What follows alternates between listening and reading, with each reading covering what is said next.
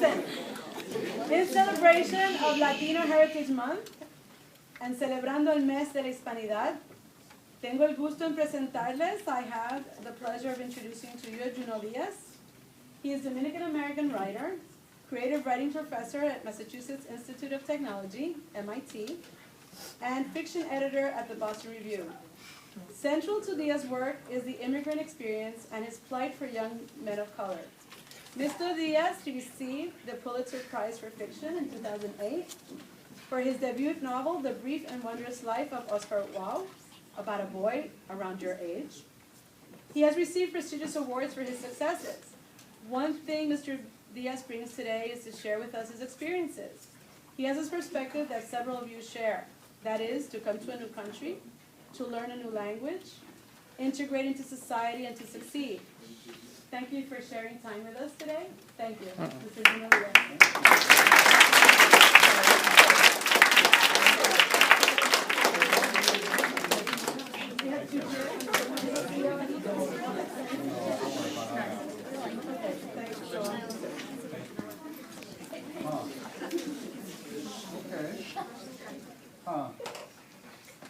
My name is Juno.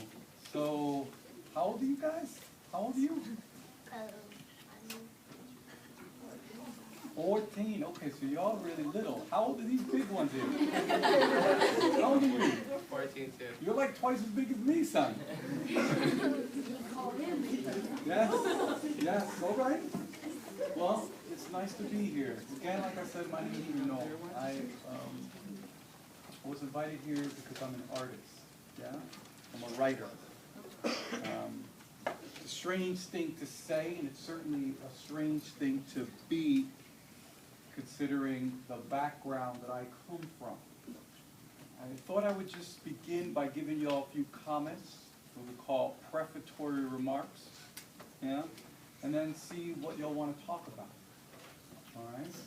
Now, the reason I began by saying it can be a strange thing to be is because I come from an immigrant family from the Dominican Republic. Best way to describe it, I've got one of those families where the last thing in the world that they expected from any of their damn kids was to be an artist. Yeah? We were 5. We came from a very humble background, which is a polite way of saying dirt broke. Yeah? And my mother, like many practical immigrants, imagined that you don't give up home, society, language, neighbors, family. You don't give up everything you know so that any of your kids can be an artist. You guys are a little young. Yeah, you're a little young. But soon enough, if you haven't felt it already, you're going to begin to get pressure on what in the world you should be when you grow up. In my family, they made that real clear.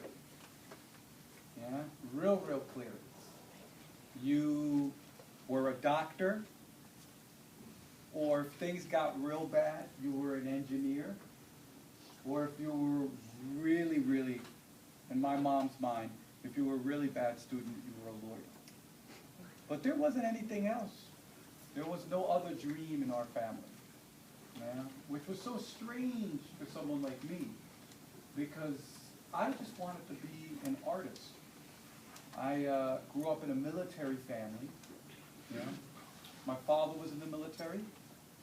My older brother was an Army ROTC. My sister spent her entire 20s and 30s living in a tank base in Germany. My little brother is a Marine combat veteran. My only nephews are 3-time Iraq and Afghani war combat veterans. Yeah, 3 tours. And so, if on the one hand, there was the practical demand of an immigrant family that wants you to do practical things to help the family, on the other hand, there were the demands of the family culture of the military, which doesn't invite much artistic thinking. So the weirdest thing is, when I was your guys' age, I was around 13 or 14, I began to realize that what I wanted to be and what I wanted to do had no place either in my neighborhood or in my family. Because where I grew up,